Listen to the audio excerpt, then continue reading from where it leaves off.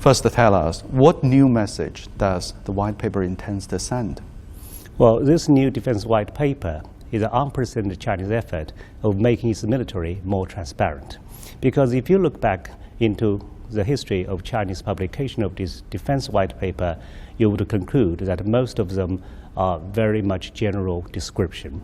But since the last one, they become somewhat different in that they're more focused. The last one focused on Chinese military's capabilities, while this one focused on Chinese military's intentions. If we talk about any military, the most important thing is, first of all, your capability.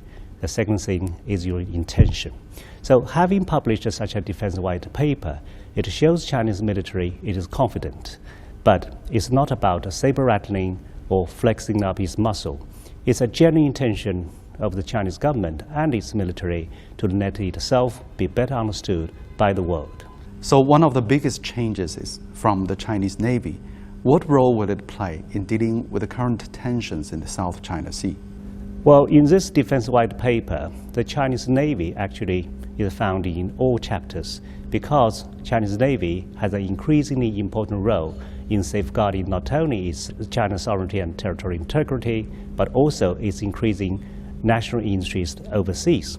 Of course, the Chinese Navy has a role in defending China's sovereignty. Therefore, the disputes in South China Sea is concerned. But we are not talking about using forces in resolving any of our disputes. As a matter of fact, since 1980, China is not using any forces against any neighboring countries. So China's rise is so far very much peaceful. How can China avoid potential conflicts with other navies like the United States?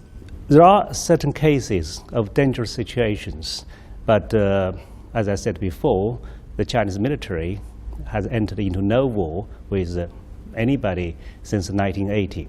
The good thing is, especially since last year, the Chinese military has been very much active in engaging all the other militaries in preventing any crisis. For example, in Qingdao last year, we have agreed to sign a memorandum which is actually called CUS, a Code of Conduct for Unplanned Encounters on the Sea. And with the United States, last year, we actually have concluded a notification mechanism on major military activities. And the second one is on rule of behavior between Air Force and Navy when they encounter on the sea or in the air. But the air-to-air part has to be concluded this year.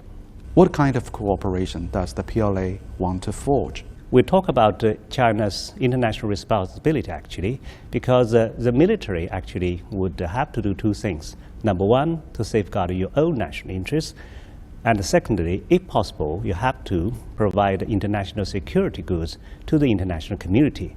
Since the Chinese military is the largest in the world, and it is already operating in the different parts of the world, therefore, the Chinese armed forces definitely have an increasingly important role in providing more security products. And actually it is doing this. For example, in the Gulf of Aden, it is not only escort Chinese ships, but foreign ships as well. And it did something that it actually could not envision in the beginning. For example, to provide fresh water to the Maldives and to escort the chemical weapons on the ships out of the territorial waters of Syria.